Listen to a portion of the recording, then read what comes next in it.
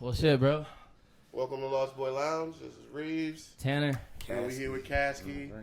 You Mr. #1 worldwide on the iTunes hip hop list. That sounds crazy. That's like, how's that feel, bro? It feels awesome because I turned the album in 1 week ago. Yeah. Straight up. I didn't put a preview out. I didn't shoot a music video. The distribution company I sent it through, they like begged me to give them a single. I didn't do anything. I just made what God was calling me to make, and I kept getting the message from the universe, like, drop it on the first. So I just listened to that shit, and it worked. That's how it is. Yeah, man. That's how we got you on the podcast. I feel blessed. Perfect timing. Caught you right before tour. Bro, you gotta answer the callings, bro. Yeah, straight up. That's what's up. Yeah, what's crazy is that I kept getting this like message from the universe that if I just stuck to my routine and like stuck to the plan, that it was gonna go #1. And so like the day that it dropped, it was like #4, and I was like, maybe I heard that wrong. But I just stuck to the plan. I got up the next day at 5 off an hour of sleep, and that motherfucker went #1. Right. So speaking of that, the calling and the change that you're going through, what sparked the change in your mentality that started you on your health journey or just journey being better? Wes Watson, this dude, he's like my mentor now. I throw him. Yeah, this dude, my homie Anonymous, he's like been a producer homie. He's been one of my best friends for like the last 10 years. And he's like believed in me the whole time, but he's seen my potential. But, everybody knows I've just been trying to figure it out. And one day, this is like 3 years ago. It took me a while. That's why I put the messages out every day, because sometimes you got to get hit with it for fucking years straight till you listen. So, one day he sent me this dude, and he was like, yo, this guy right here is going to change your life. And he's just this dude fresh out of prison, did 10 years in prison, and he was coming out preaching this, correct habits to lead you to the calling of the universe. And I just listened to one video of this dude, and I was like, what the fuck? I went on a binge. And then I kind of, I got on this, he helped me, transform my body in 2020. And then, I was so high off the momentum of that, the Yellow Wolf album happened. Yeah. And then when I did the Yellow Wolf album, I took a lot of pleasure in the, success and the moment of that in my career, that I kind of let it fuck me off on my other goals, like my wake-up time, all this shit. And I went, a year and a half without getting back on, and I felt like shit. And so, at some point earlier this year, I was just like, motherfuck, dude, I got right back to where I was, and I just... Man, it just clicked all again, and now I ain't missed yet. So. Yeah, there was a time where I was watching your stories, and you were on this, you're on the whole breathwork method, yeah. And that was pretty tight. Yeah. So how was that experience for you, doing breathwork and stuff like that? Do you still do it now? Yeah, I had I got a little daily practice that I do, whenever I'm feeling kind of low or before the gym or something. But I met the homie Lucas Mack had hit me up last year and did a session with me. And it was the first form of not talk therapy that I did. That was aimed at releasing trauma, but it wasn't me talking to a therapist. And I loved it. The first time we did it, it was an hour-long breath session. My body's contorting in all these uncontrollable ways. I'm crying. I felt so relieved, right?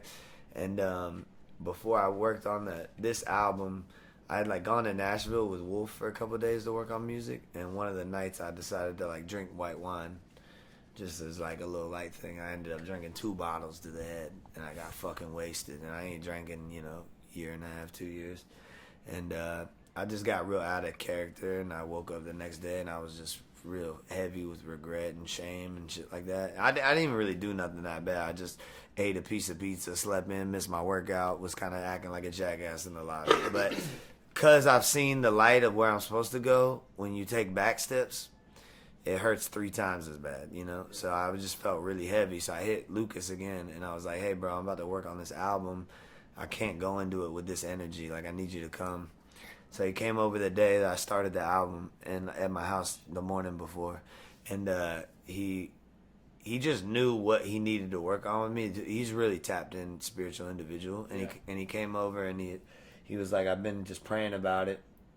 And he said, I feel like we need to address your feelings of worthiness from your dad. And I was like, holy shit, this is kind of heavy. It's because, my dad never really my dad never really saw me as an artist. He was an athlete like he liked my music when he heard about it, but just growing up as a kid, I felt like kind of misunderstood by him, and so he just touched on these things, and we did this hour-long breath session, and it was real heavy. It was like he was guiding me through like talking to my dad and shit, and I had this moment where I was in this white room, and my dad grabs me by the head, and he says, "You're worthy." He kisses me on the forehead and pushes me back into my body, and I woke up.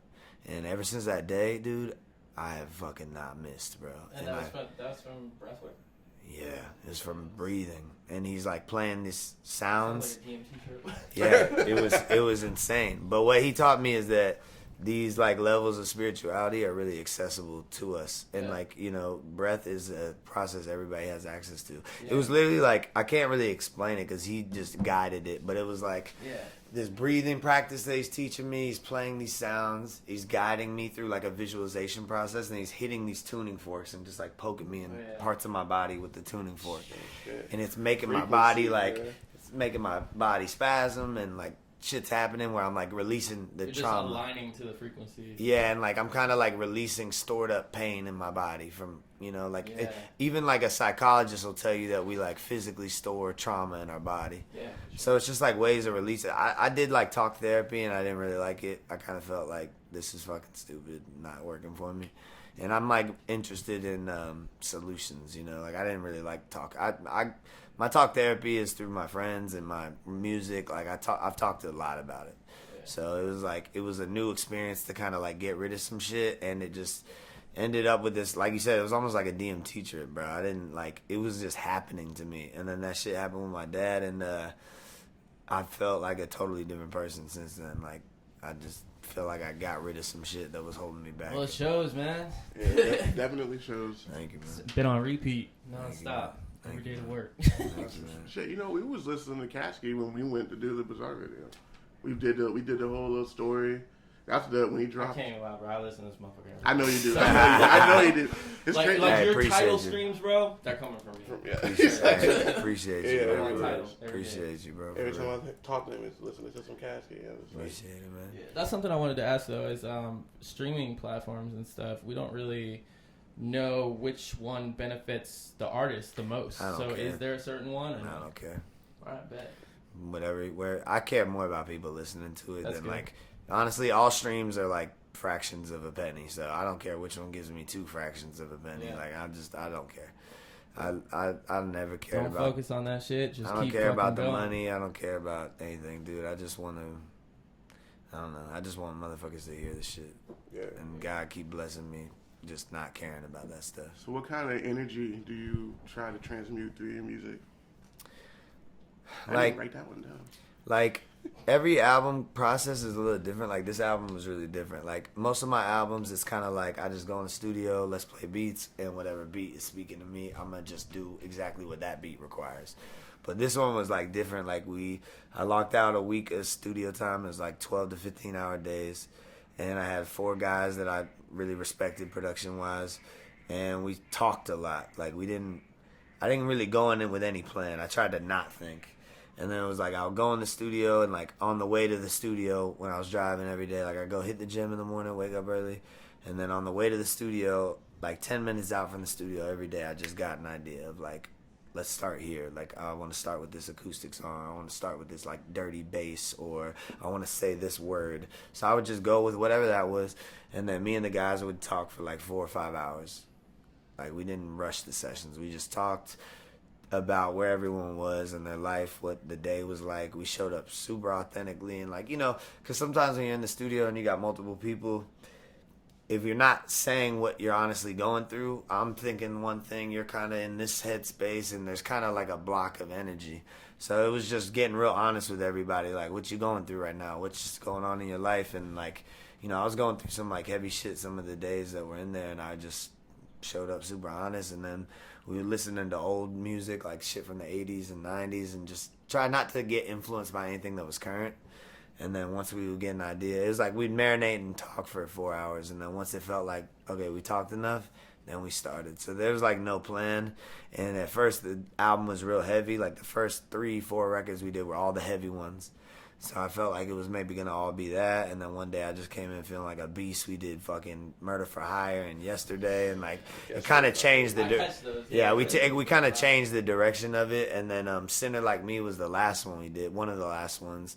And then somebody was in the studio, an artist, a bootleg Kev's artist, this girl Sin, and she had heard the song. She was like, "That needs to be the intro." And then I started listening to it, and I was like, "Damn, okay, that is a dope, all-encompassing kind of vibe to start the tape." So I didn't really think too much about it. I just like honestly didn't even know if we would get the album done. Like I just got the call in to book the time, and man, honestly, I feel like I had to I didn't like do a lot in this. Like I've been honing the skill of writing and music for 10 years, but like I tried to think as least amount as possible for this tape, and it worked out. I think the one thing that stuck out to me through all of that is, like you said, you set out a week, 15 hours a day, and that's commitment, because I don't see people doing stuff like that. Like, and I don't even do stuff like that. Like, if I set up a recording day, it's like 2 hours. I'm in there. Well, most people too. Like, I tried to do this. Like, I came up in the like Cash Money Young Thug days, so I would see Thug in there, and he was just in the studio every day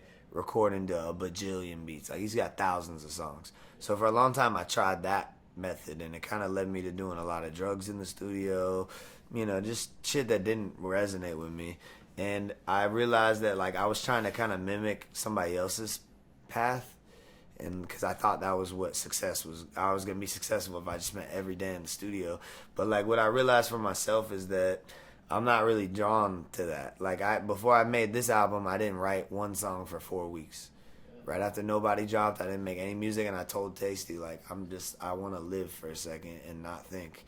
And so I think, like, for every artist, it's kind of just important to, like, get real honest with yourself and find out what your process is like. So for me, I found out I really like collaboration. Like, I love having other people in the studio, not necessarily rappers, but, like, instrumentalists, people, like, I just thrive better in that. And then I also thrive better in, like, focused work. So, like, it's the same way I've written 2 poetry books. This is exactly how I did the poetry books. I went and booked an Airbnb for 3 days, and I wrote 200 poems in 3 days. You know, that's how I did those. I didn't write every day. So I just discovered for myself I do a lot better in the, like, pressurized time constraint, and then I get to let it go. Like, I'm not writing any music right now. And actually, I take that back. I made 5 songs the other day. But, you know, like, I don't force it. No days off. Yeah, so, like, you know, I'm a workhorse. I like being in the studio, but I'm finding, like, different processes that work. And I think that's kind of what artists need to do as their strength, is just find what resonates. And I'm not trying to mimic somebody else's formula, because that might lead you down a destructive path trying to do it, you know? I was like my word of the day the other day, emulous. Mimicking somebody else's stuff. What's the word? Emulous. I love that. A word of the day. Can you write that down? Emulous? Yeah. I'm about to use that in a rap. Yeah. Hey, word of the day. Every day I do a word of the day. I make reels on Instagram every day with a positive message at the end. I'm about to go follow you when I leave so I can get them, because I like that. Like I'm a fucking word, like, crazy words out there, bro. Dude, I love it. I love it. You ever read the site, the Dictionary of Obscure Sorrows? No. Bro, look that up, because it's a I'm gonna write that down. I think they might be made up words. Some of them are real, but they're like these obscure words of poignant, like, specific emotions. I don't know, it's really dope. The Dictionary of Obscure Who invented words? I love it, dude. I don't know. I want to meet them and shake their hand and be like, bro, you're fucking awesome. Cool. I'm just taking a screenshot of that. Yeah, it's you talked about the intro to the album. Yeah. I want to bring up the outro to the album, because Anthony Green. You knew he was on it, bro. Bro, listen. I had to post that it was him today because nobody was catching it. I'm like, motherfuckers, this is my favorite artist ever. One of my favorites, bro. I have his lyrics tattooed on my stomach. He's been by far my favorite artist for 15 years. Yeah. Since I discovered Seosin, Translating the Name EP, when I was in 7th grade or something like that. I was on, like, Bless the Fall, Seosin. Yeah. And then he started Circus Survive, became my favorite band. Every time I tried to be in a metal band or sing, I was mimicking him. Yeah. And I feel like he's, like, just been an artist that spoke to my spirit for 15 straight years. Like, that last album they dropped is my favorite shit. So it's, like, consistently been my favorite artist for a really long time.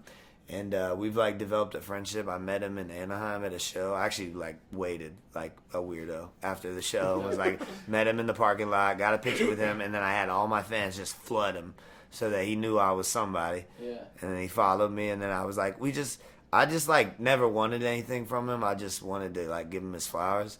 And so I told him, I was like, this is like 4 or 5 years ago. I was like, bro, one day I'm going to send you something that is going to inspire you. And at first he's like, all right. And I would send him music like every couple months. And at first he's like, whatever. And then finally I started hitting him with shit that he was like, yo, this is really good. And then we just got like a dope friendship now. Like we talk for like hours every couple weeks, like 2 weeks. And he'll call me and we'll just talk for like an hour about art. Like we got a really similar perspective on just artistry and writing, and to me he's like the most talented writer ever. Like the way he writes lyrics is fucking phenomenal. He has his ups and downs too. I mean, it's like all of us do. Yeah. I remember recently seeing a post where he like canceled the tour just because he was just like not in it. Yeah, he's he's human like all of us. But I like for me, like art that people make is like, and I love him as a person. Like he's just a really great human. But like art and people are always kind of separate. Like if you resonate with my art, it doesn't necessarily mean that everything about me as a person or something is resonating. But he's somebody that like I genuinely love. Like the person that he is a really nice dude. And when I was working on the album, it was Father's Day, so I had like a rough ass week. Bad shit was kind of happening in my personal life every day, and Father's Day was like the 6th or 7th day of the album. And it was my first Father's Day. I wasn't even smoking weed. So it's like, I've been just dealing with that shit every year. It doesn't really ever get that much easier. But I spent the whole day kind of just driving to the beach, listening to music, reminding me of my dad. And then I chose to go to the studio still. Like, I just did not miss. And no matter what emotion I was feeling, I went to the studio. I cried like 4 days at the studio. I just came in crying. Was like, motherfuckers, I can't be tough today. I'm fucking sad. And like we just made music based off that. And so Father's Day was like this heavy day, and I was like, I had this City in Color song that I really liked. I was like, bro, we need something like this, like a acoustic record that I could just belt on. And so I'm working on that record. It's like midnight, and I'm in the booth finishing up this recording, and Anthony calls me. And this is how I just know I've been in alignment. Like really special things happened every day working on the album. And it's like midnight, hardest day of the week, and I'm singing this song about my dad, and he calls me, and while the mic's recording, and he just starts talking to me for like 17 minutes, I think is how long the recording is, and he's just giving me my flowers and being like, bro, you're a fucking special ass artist, bro, like, and you're doing it the right way. So I just like had asked him, I was like, bro, that whole thing was recording, can I just take a little piece? It was really personal, the whole thing. So I tried to take a piece that wasn't like too, intimate. Like I kept that shit for us.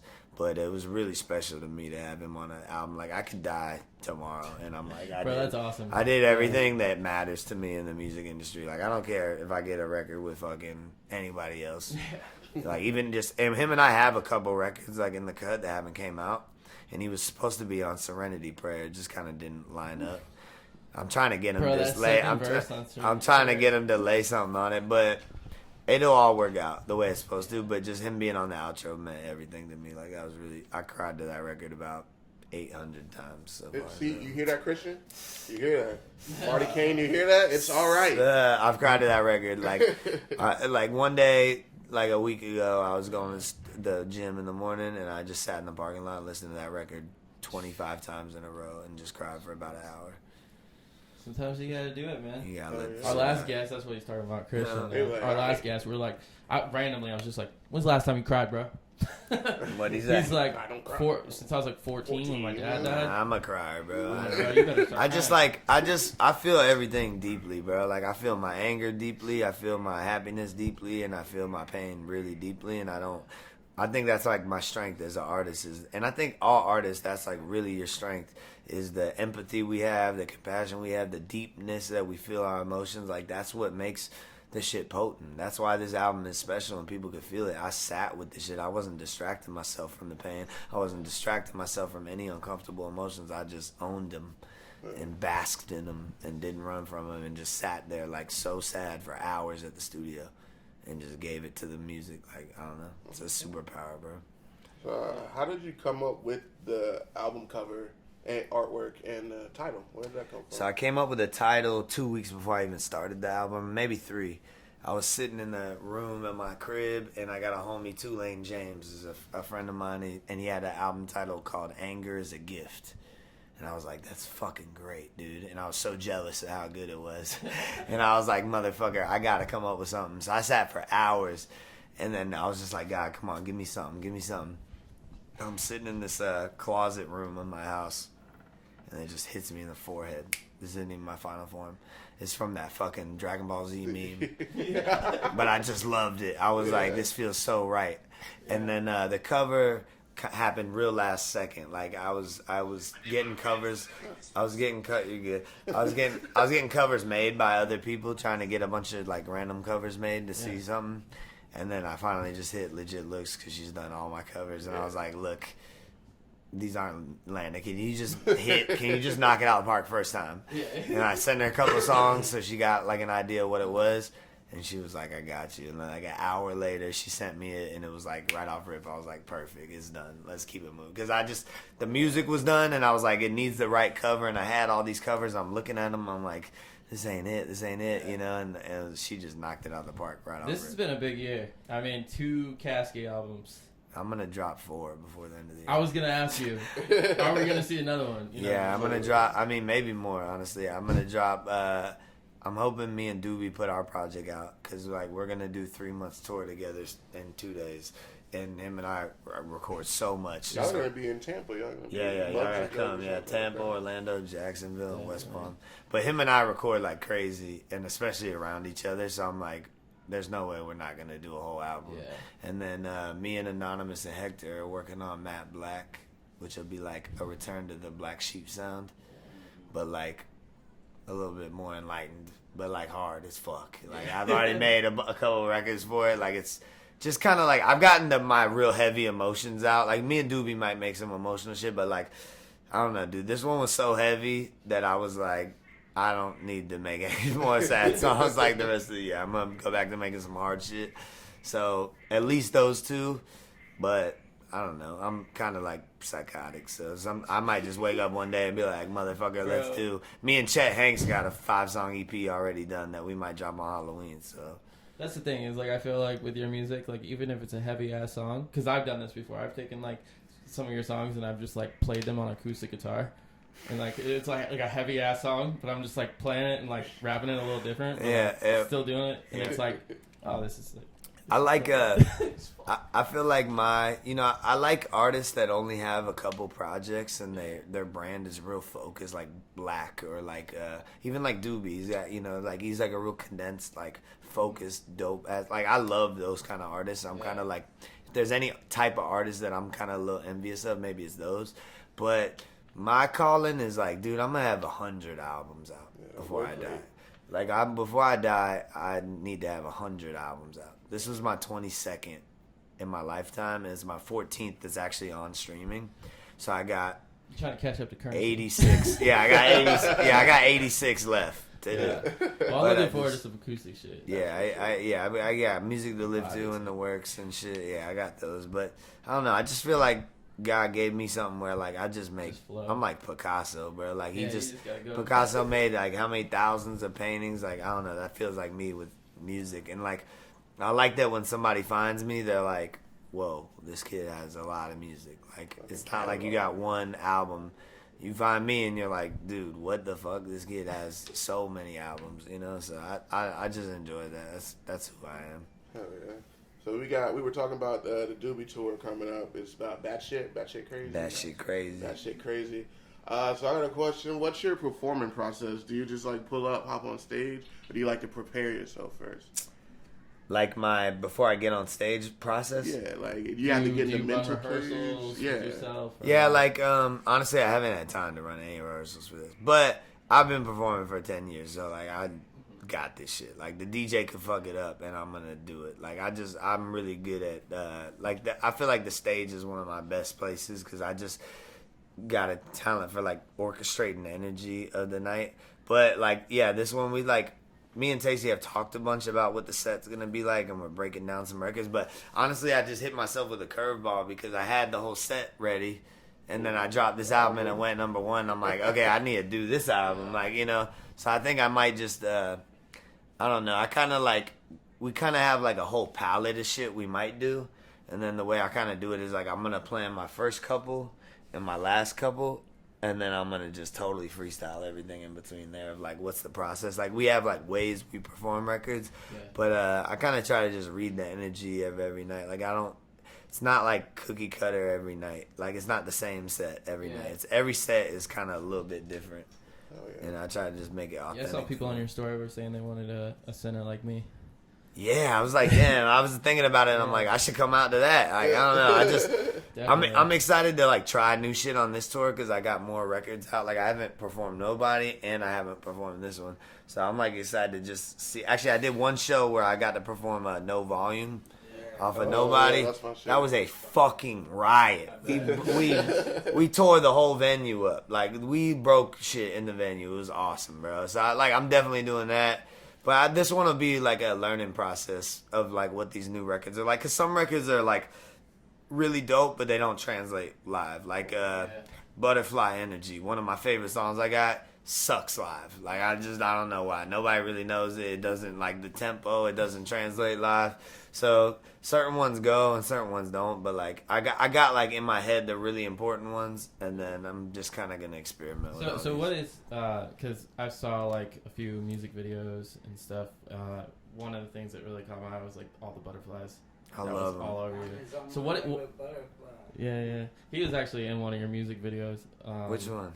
The one where you're. Which one? Was he? Mm-hmm. She was at that shoot. Mm-hmm. Yeah. You were at the shoot or you were in the video?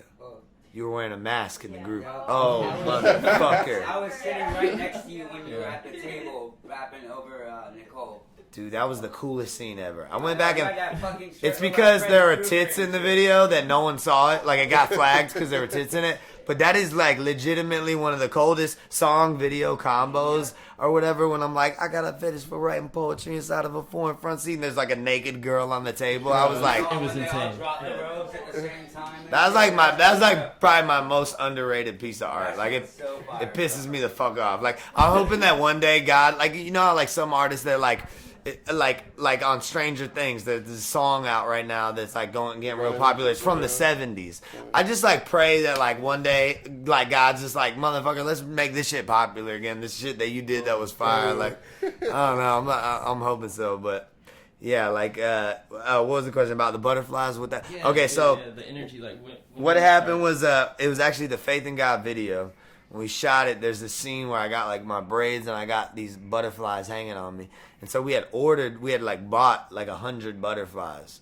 And when I did it, I learned that like when you're in a dark room and butterflies aren't getting hit with direct sunlight, that they're real dormant. They just stay still. So I would like hang them on my head and shit. And I just like fell in love with them. They're like these little robots. Like they're like so fascinating to me. So that's how you do it. Because like, I was wondering, I was like, damn, like... He's a fucking magician. Catch a butterfly, it's just that, like, when you're outside, you'll never get one because the sunlight, they're, like, going around. But if they're in the shade or something like that, they just chill. So then, like, I moved into this house in Florida that had a Florida room, like a little back patio.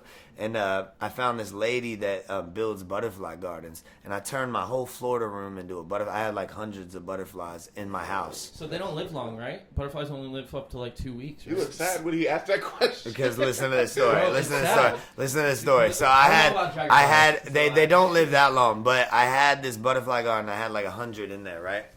And one day... it's raining, and I wake up and I come out, and all my butterflies are dying. They're on the ground, twitching and dying. And I'm trying to figure out why. I'm like, is it the rain? I'm like, this is one of the saddest days ever. And my dad committed suicide. Bro, this was just as sad. I was so sad, bro. And fucking, I come out, and all these fucking butterflies are dying, and I'm spending like an hour trying to figure out why. And I finally go out the front door, and there's a motherfucking note on the front door. Pesticide guy came. Since you weren't home, we sprayed the whole perimeter of the house. No. So they had sprayed the back perimeter where the butterflies were and poisoned all my children. Holy and they all died in front of me. It was so sad, bro. And then I was like, I'm moving. Did you I call moved it. them? I moved Did it. you call them? Yeah, I cussed him the fuck out, dude. I called him. I said, bro, what the fuck did you just? I was pissed. And then I moved to LA after that. So yeah, their lifespan isn't long. It's like 2 weeks. I think. He shortened it. Yeah, he shortened it. That's not funny. But yeah, I was reading my daughter a book. Yeah. Fuck that guy. And it was if about that guy's watching this, fuck you for life, dude. We'll never be cool, bro. Butterfly killer. Yeah, but after that, I literally moved to LA. I was like, all right. Yeah, the book took like a dark turn for my child. I was Yeah. like, oh yeah, these. Okay. Let me skip that part. The whole process of them is really cool. Like, you know, they eat this milkweed plant when they're caterpillars. They turn into this chrysalis, and you can pick the chrysalis off the plant and then, like, hot glue it to a surface so it just hangs. I did that in like third So grade. I would have, like, this area that had, like, 100 of them. Yeah. And then you see them develop, and then you start to see the butterfly wrapped up in the clear chrysalis. Yeah. And then it opens up one day and they just hang and their wings. Like, it's just such a cool process. But fuck that guy. They're probably pissed off when they get out of the cocoon. They're like, fuck. Bro, Like for 2 weeks after staying in that bitch for so long? Bro, it was really my house. Like, when I move back to Florida, I'm gonna like have the craziest. Like, I'm coming back to Florida at the end of this year. I'm gonna have the craziest butterfly garden with like 1,000 butterflies in it. It's gonna be Bro, what if awesome. you did like an acoustic show with like In the midst of in it. a butterfly like? Yeah, I'm gonna do it. That's a great idea. I'm gonna literally like build the coolest butterfly garden ever because I couldn't do it in Cali. But I used to just like wake up and write on the patio with like butterflies hanging on my fucking head, dude. It was just the dopest shit ever. Like I don't know. I gotta do that. Yeah, I gotta do that. I gotta do that. Learn so much about butterflies. Yeah, I don't know why. They're You so heard that? fucking dope. Go online, order butterflies. Yeah, straight up. Straight up. Yeah. Turn the lights off. What's some of the pros and cons of living in LA compared to Florida? Fuck LA, dude. Honestly. I'm moving Well, that's back. what D-Ray Davis said too. On, Snoop's You know, like, I'll be real. Like, I moved to LA because, I mean, I kind of had to get away from Florida for a little while because I had a lot of habits and friends over here that were like, you know, I was just like caught up in drugs and sex and all the kind of just vices and shit. Those are bad.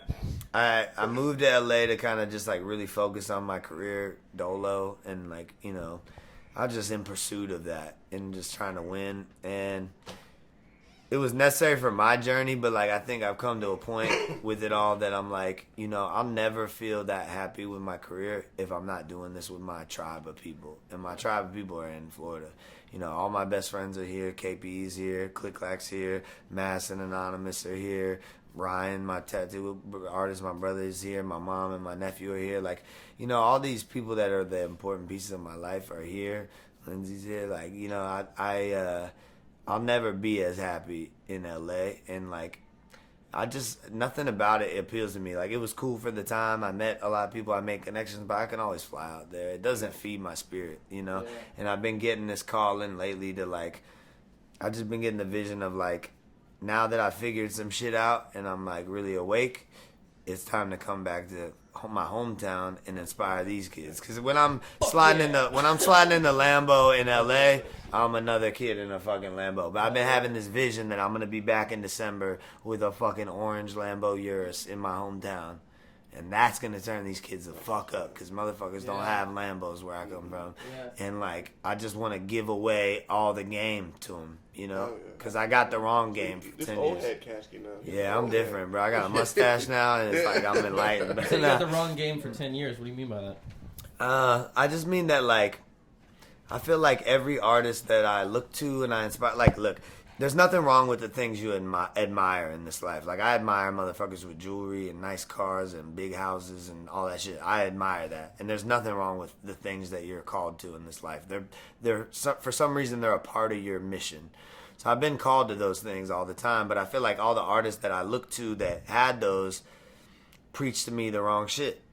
They talked about using drugs and they talked about fucking bitches and fucking slide on a kill motherfucker. Like, just every role model that I had that had the things I wanted lived a life that didn't serve me when I tried to live that. Because I went down all those paths, you know, crime, drugs, sex, just all the debaucherous fucking shit. And it made me suicidal. It made me so depressed. It made me so empty. I even got to points in my life where I had outward validation through music success, but internally I felt terrible.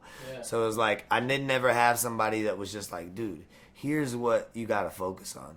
And so, like, I went through these, like, wading through the fucking mud of 10 years or 13 years of trying to figure this shit out.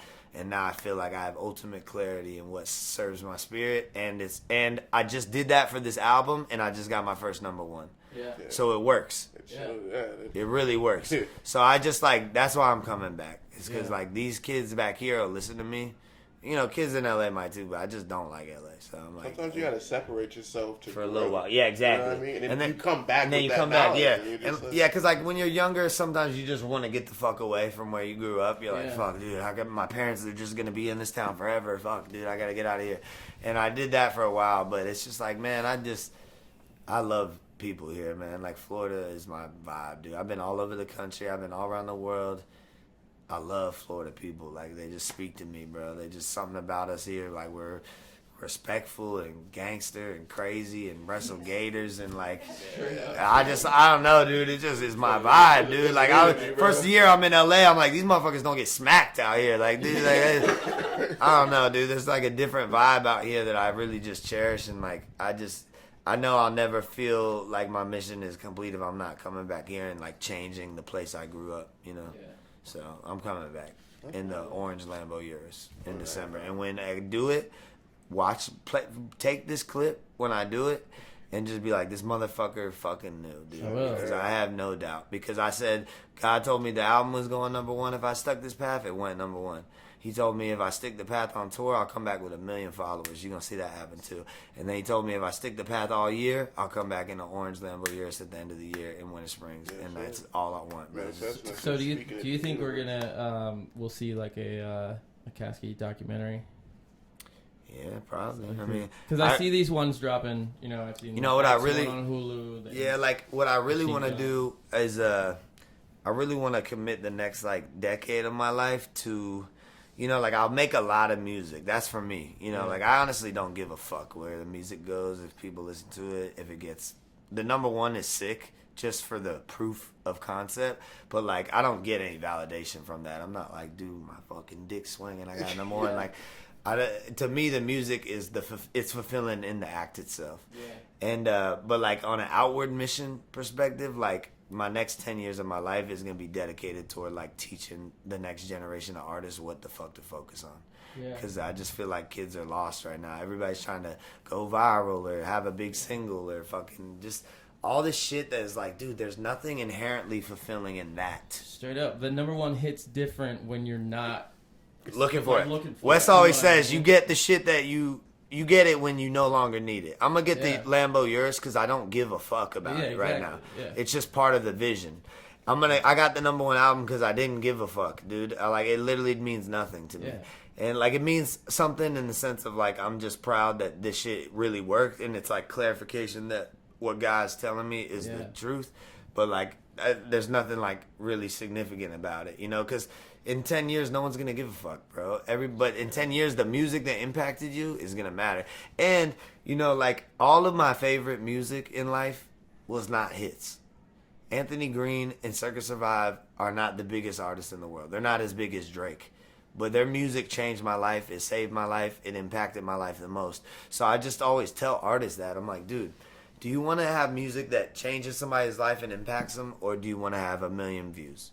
Because nobody gives a fuck if you got 1 million views. Yeah. Straight up. It doesn't mean shit to them.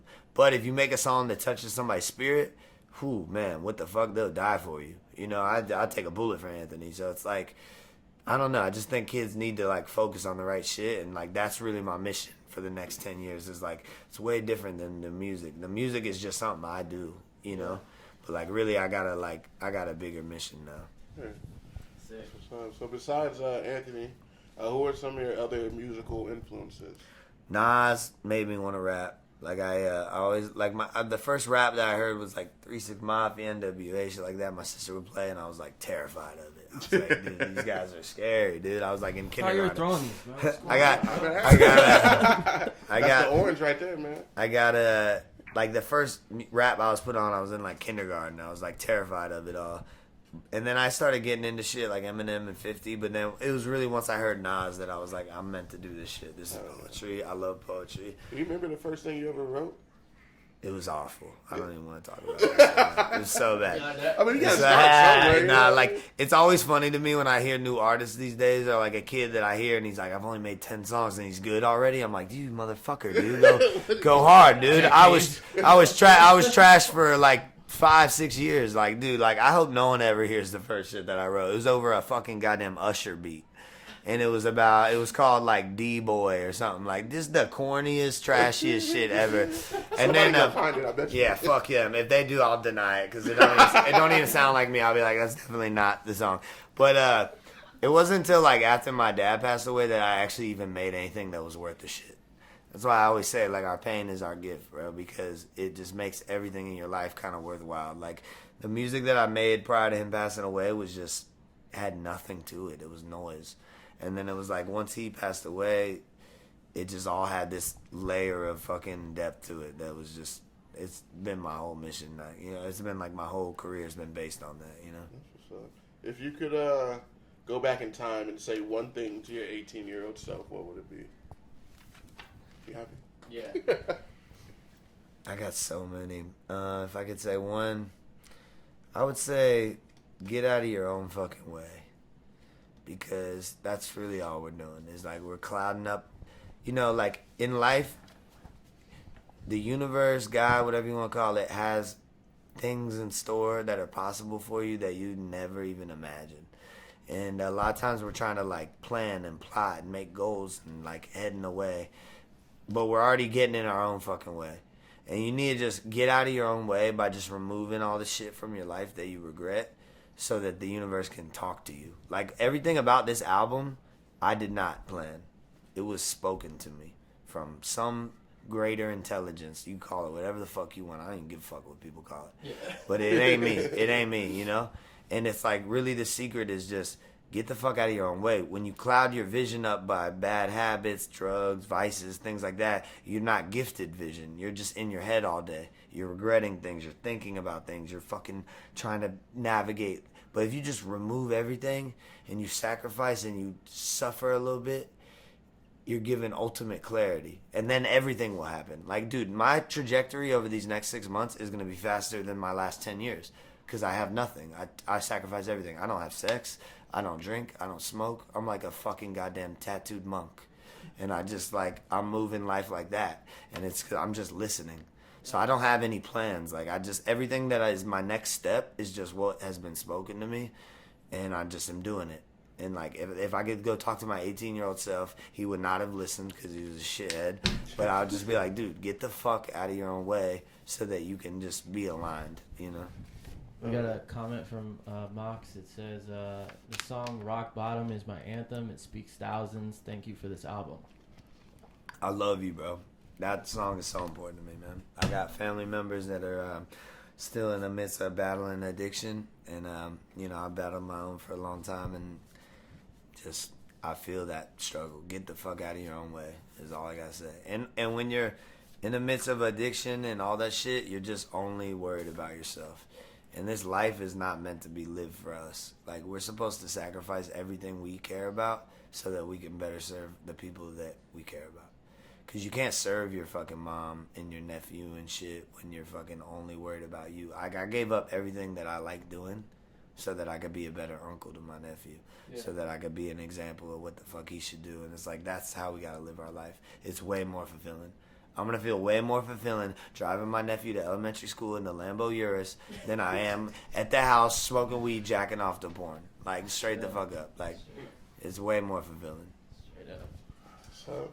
I have to change it up a little bit. If you could have any 2 superpowers, what would they be and how would you use them? Selfish as fuck, I would fly. Everybody says fly. That's So why I I say say 2. fly. That's Everyone why we say says 2. fly. Yeah. I would just fly because that just sounds fun as fuck.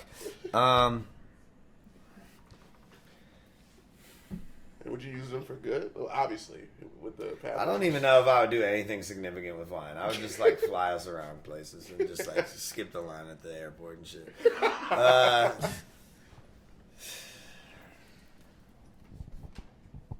don't know. All the superpowers I can think of are like totally for my own enjoyment. Because like really the superpower that I want is to be able to look at people and tell them exactly what to fix in their life. And I feel like I got that right now.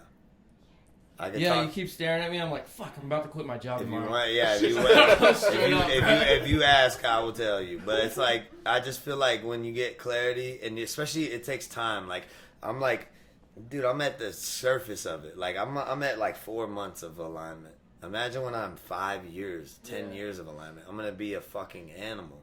Yeah. And it's like, I feel like just with 4 months of alignment, I can just, I'm like, having trouble having normal conversations lately because all of my friends, we get to talking and I'm like, dude, fucking change this. God damn it, dude. Just fucking stop doing this. Do this. Because, like, bro, all of our things that ail us are all so similar. They're so easy to fix. Like, they're really not. All the shit that's changed my life the most significantly in the last couple of months is easy. Yeah. That's why I'm so passionate about it, because it's not hard. We're just not being gifted the right shit, bro, and we're being taught all the wrong shit everywhere. Yeah. And it's like, dude, that's the superpower. It's just, if I could have one superpower, it'd be that when I tell a motherfucker about themselves, they listen. Because nobody listens. It takes them a long time. I gotta tell my brother the same shit over and over. But that's what Wes did to me, bro. Wes hammering the same lessons into me for like damn near 2 years, bro. We're so hard-headed. And if you could just like learn to fucking listen quick from somebody that knows what the fuck they're talking about, you'll skip a lot of pain. Because if I would have just listened to him the first time I heard him say the shit, I would have. But that's just not how we work. Like we gotta learn the hard way. We're all kind of hard-headed. You gonna quit your job, dude? Is that what you're getting from me right now? But I do have a personal question. Like, as a person that's been on a specific journey of their own and they've taken a few steps back, what kind of things could they do to get back into that? Because I've been on a health journey and a bettering myself journey for about the last 6 months. Dropped 100 pounds. Dude, fuck yeah. Congrats, bro. That's huge, bro. That's I had a lot of therapy to help me with it, too. That's you know dope. What I mean? Yeah, sometimes you got to clear the trauma that's stopping you from... But I will say recently I've kind of started drinking again. Here's the thing, bro. Here's the thing. Be fucking honest with yourself. Like, if you know the shit that serves you and what doesn't serve you. So just stop trying to convince your heart of what your mind knows, or your mind of what your heart knows is a lie. I think it's like that. It's like... You know, we try to convince ourselves like, oh, it's okay if I do. Dude, no, it's not. You know it's not. And you know what's going to lead you to having your most fulfilled life. So, like, 2 things. One is, like, give yourself grace for the back steps. Like, there's going to be back steps. But be relentless, like, with the pursuit. Like, don't waste time. Like, all it leads to is more pain and shit. So just give yourself grace. Hey, I fucked up. I took a back step. Tomorrow, I'm going twice as fucking hard. And just take it one day by day. And then, like, as you live a perfect day, and you live 2 in a row, and you live 3 in a row, it's like, dude, by the time you get to, like, 3 weeks, you're like, I ain't going back, motherfucker. This feels too good, bro. I done did everything else, bro. And hey, bro, if you want to go down the path of keep trying doing that same shit, rock the fuck out, dude. But you're going to look at me and people that are like walking in alignment, and you're going to be like, fuck, dude, he's moving so fast. Dude, what the fuck? You want to move fast, you know what I'm saying? And it's like, and honestly, bro, every day that you walk in alignment feels like you're already there. That's the real secret. Is people get discouraged because they're like, dude, it's going to take me so long to like fucking drop this weight or get rid of this vice or whatever, fuck ever. Dude, if you live one fucking perfect day, you already feel like that. That's the gift of the universe. When you live one day where you worked out and you ate the correct way, you feel like you got a fucking 6-pack. I felt like I had a fucking... Dude, I feel like I'm the guy that I'm going to be already. I still got 20 pounds of muscle to put on. I feel like that guy already because I've just been walking in alignment. So it's like every day that you do it is worth it. You know, like it already feels like you won. And just like, bro, just be honest with yourself. You called it a back step, so you know it's a back step. Yeah. So how much longer are you going to waste fucking off?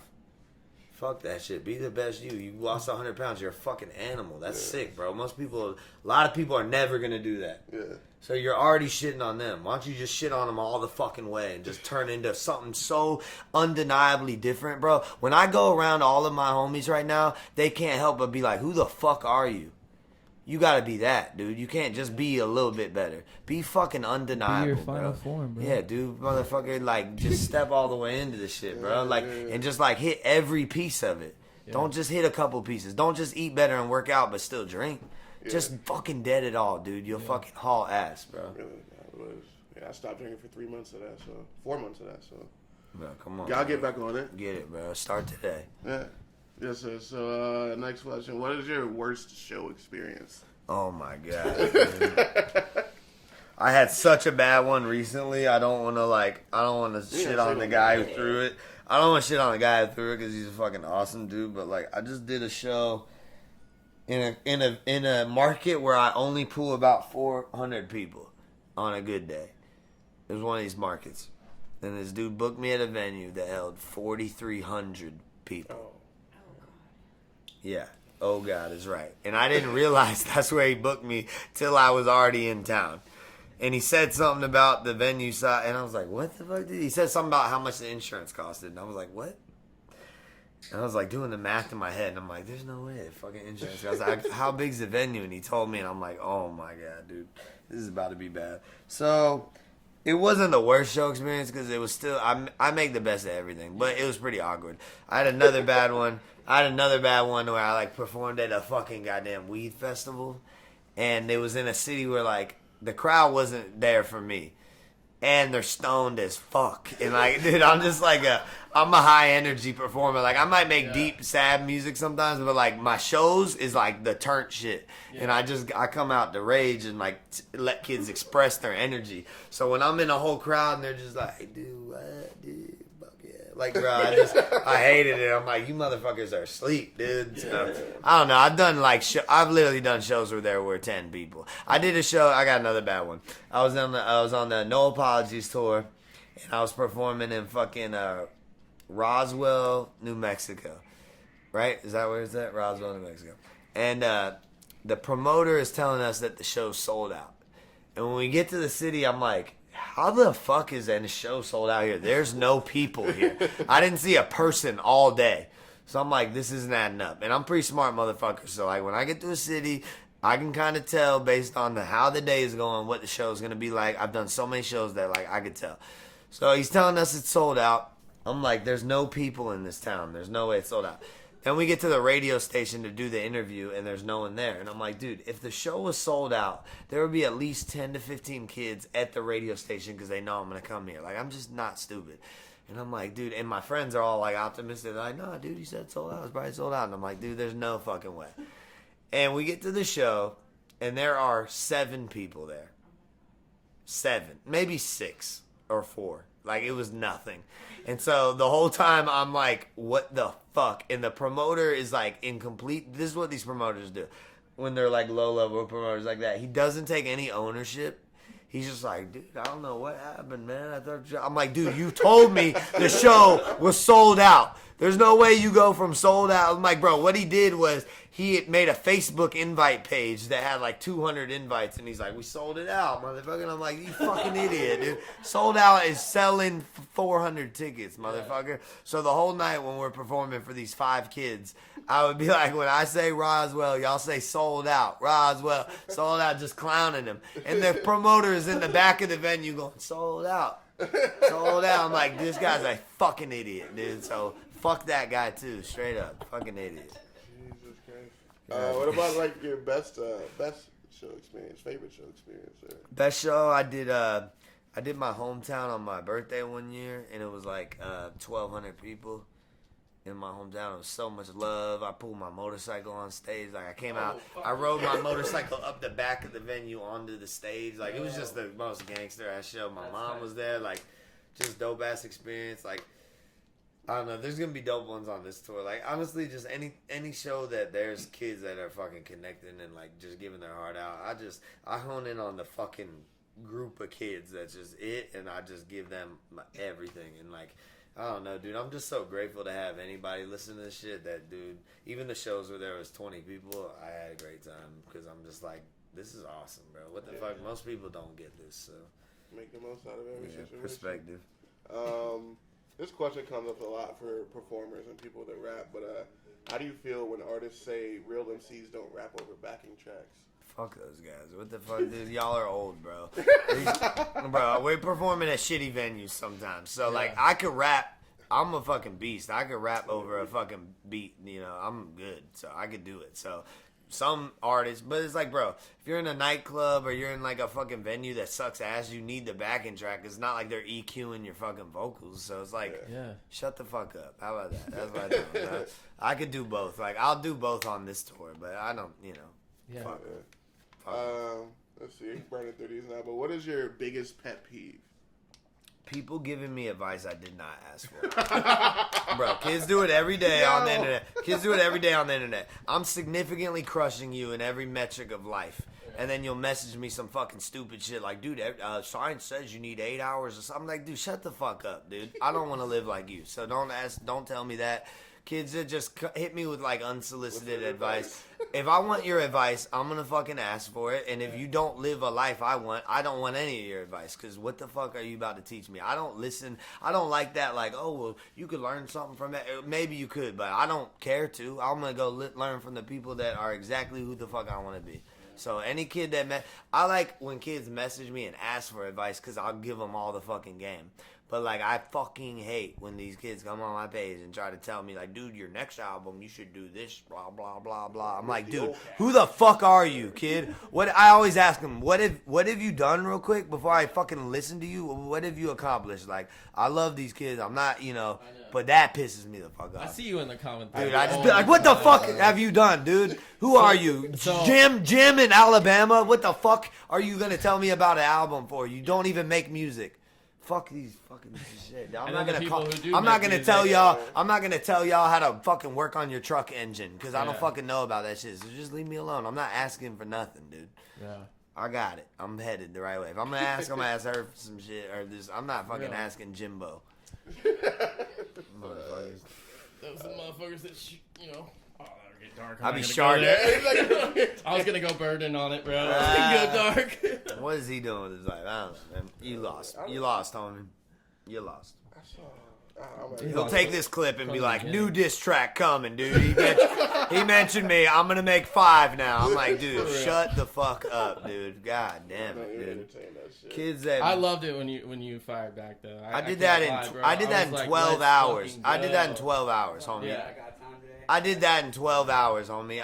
If I spent any amount of time on you, I would fucking pick you apart, dude. Anybody. Yeah. I'd pick fucking anybody in the game apart if I really spent time. I did that shit as a fucking flex to be like, dude, let me go not even think about this shit and just shit on you with talent real quick. Like, bro, I don't want to go too into it. I'll go off, but like just any kid, like I'm not even going to entertain dissing anybody anymore because I'm so focused on like changing these kids' lives. But like just know for the record, if I wanted to, I would do murder for hire on you and you would be done for. So just leave me the fuck alone, motherfucker. And now I'm getting bigger, so I'm just going to smack all of y'all when I see you. So just leave me the fuck alone. And I don't forget anything. So kids that cross me, I remember their fucking face, and then 7 years later, I run into them, I smack the shit out of them. It's happened like 5 times, dude. So just leave me alone, bro. like it has. Everybody knows that about me. Smack the shit out of that kid, bro. What the... Yeah, fuck those kids, bro. I don't forget shit. Wait. Oh, the kid I knocked out at Mike Busey's house. Yeah, I literally, I didn't even get to say hi to you.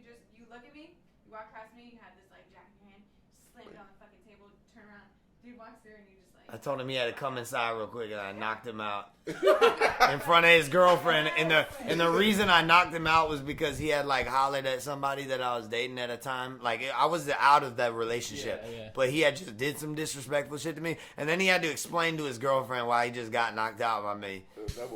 And it was like years later, bro. But I've done that like 5 times, so I just don't forget anything, and I don't really accept apologies. Like you can apologize, but like if you gotta get smacked.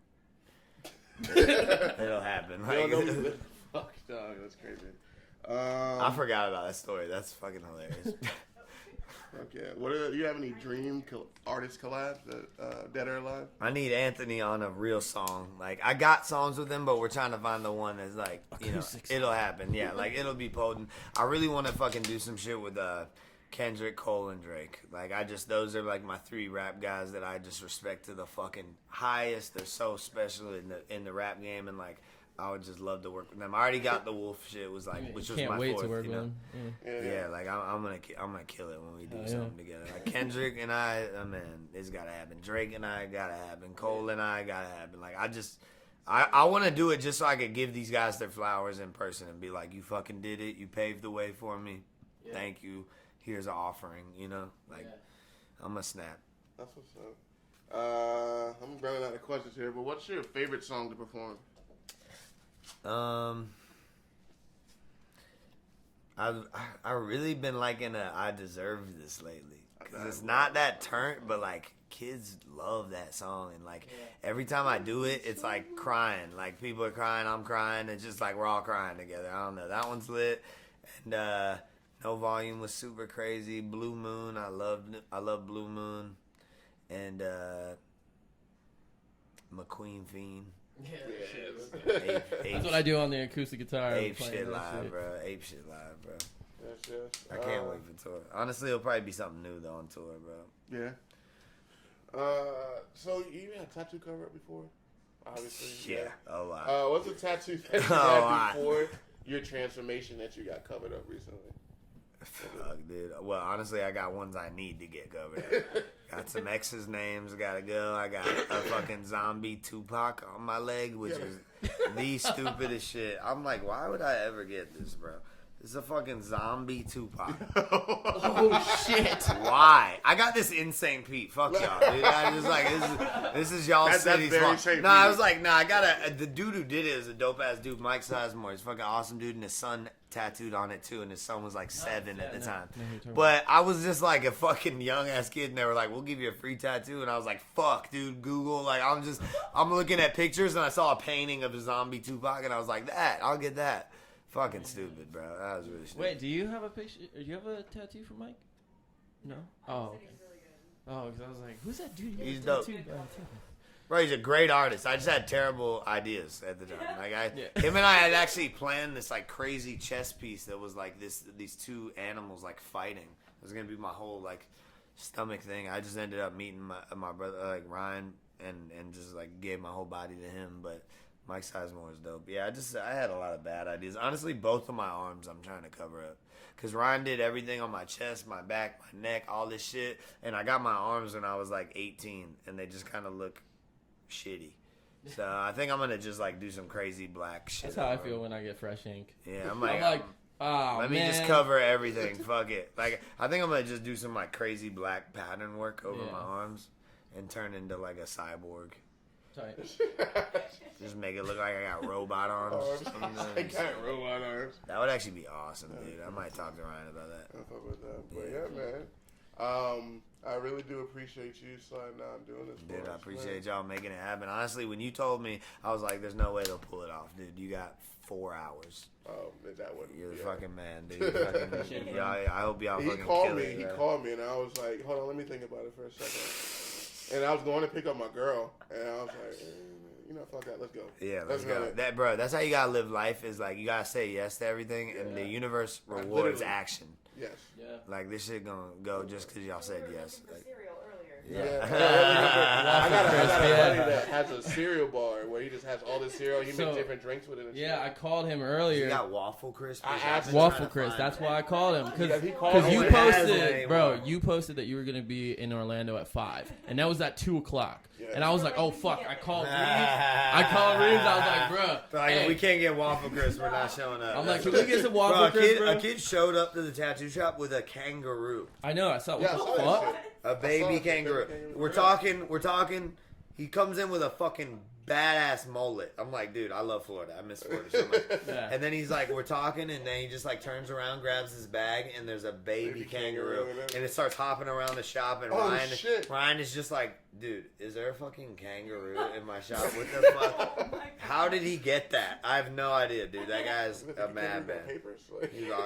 I love this music shit. I meet the most interesting people. This is what happens when you do meet and greets. So, I was like, I'm so glad I did that. Like, I was literally getting tatted. I planned on doing a 12-hour session. We started. I'm like, there's no way I'm doing this. Fuck this, dude. I'm doing 3 hours and we're done. And then I was like, let's just invite some people up to the shop. And then I got to hang out with a kangaroo, so it was great. That's fucking dope. Say yes to everything, bro. That's literally where I was. I was in the cars, like this opportunity presented itself. Fuck with y'all for that. It's like, fuck it, let's go for it. Fuck with y'all for that, man. Hey, when I come out and do St. Pete, come rock with me, bro. We get a workout in before. Yeah, let's do it. Where you go? I go to LA Fitness. I do the parking lot. Yeah, let's go. Fucking burpees. You do burpees, yeah. Some days I do 500 burpees. We'll do some body weight or something, but like just a little light workout, and then we'll go to the show together. Y'all mob out with me. What? Yeah. I'm about that. Tampa about to be crazy, bro. Yeah, Every time I do Tampa, it's like Tampa, Jacksonville, Florida, West Palm, or Shit, we'll Orlando. open that bitch up. Bro, and him and I got like similar fan bases, but a little different and big ass crowds each. So I'm like, dude. Before COVID, I was supposed to do the show. I saw him out in Tampa for his last tour, and his shit was dope. Bro, last show I did in Tampa was crazy. I was like, that's why I love Florida and I miss it. I'm like, dude, these motherfuckers get down. Like, dude, my last show in Daytona was like 500 people sold out, and these kids fucking tore the roof off the place. I'm like, I love this shit. And I'm doing Orlando on my birthday. Yeah. And they had the whole tour booked before I was on it. So when I said yes, and they sent me the dates, I looked and I'm like, dude, God just working crazy ways. I'm in Orlando on my birthday. What's the chances? Like, it's gonna be dope. Like, I saw the tour, and then I saw your name get added to it, and you got like last name. What the fuck? I can't wait, bro. Doobie's like my dog, and I love his music. I'm excited to see you. I will say this is the first time you're gonna come to Tampa and St. Pete that I'm not opening up for you. So you want me to try to make it happen, bro? Let's see. I don't know that opportunity, and I'll capitalize on that. I don't know if they don't have an opener, I'll just swing it. But I don't think a lot of the shows have openers. Like I think it's just us on a lot of shit. That's what's up. We'll finesse something. Yeah, man. We gotta shoot a video, dog. Yeah, come on, let's go, bro. I'm out here. You want to shoot it while I'm here? I'm saying we got the song. I'm here in August. For Like You, yeah. Shoot a video here, for Like You. What day am I here? The 27th or the 29th or something like that? Of July. Of August. Set it up. Yeah, we can do that. We'll talk about it. Set it up. We had Like You. I sat on Like You for like 4 years. I'll tell you what. If you don't drink any alcohol between now and then, I'll do it for free. Oh, that's easy. Yo. That's not even hard. I'll make sure. That's not even hard. If he slips. Yeah, she'll know. She's like, no, because I want to do it to myself, nigga. Like that's not hard. You don't drink from now until then. I'll come do the video for free. Let's rock out. Hell yeah. Nigga ain't drinking no more. Let's go. Come on. I respect you. About that. I respect you getting on your shit. Y'all laughing. That shit is not gonna be hard, bro. I respect you getting on your shit. Hey, I respect you getting on your shit, bro. It's really dope, bro. It means a lot to me. 100 pounds is not easy, bro. It means a lot to me. I felt so good. I feel good. I still feel good, even with the little back steps. Stay on the fucking path, bro. Just fucking great. Don't kill yourself over the back steps. Just keep being better, bro. That's all it is, bro. At some point, you can drink. At some point, yeah, bro. Straight up, bro. And I'll be able to tell on your energy because I'm gonna look you in the eye and you're gonna be like, yeah, I didn't drink. I'm like, motherfucker. I know. Come on, bro. Let's get it, bro. Let's get it, man. You already know. Yeah, this was Lost Boy Lounge. This is Reeves. Tanner. Caskey. Man. Pleasure, Appreciate y'all. You already know, bro. Anything y'all need, hit me up, bro. I'm here. Good shit, bro. How long did we go? A long time. An hour and 20. Let's go. All right, let's go. I don't fucking know. We said Time don't exist, bro. Yeah, when it don't exist. That's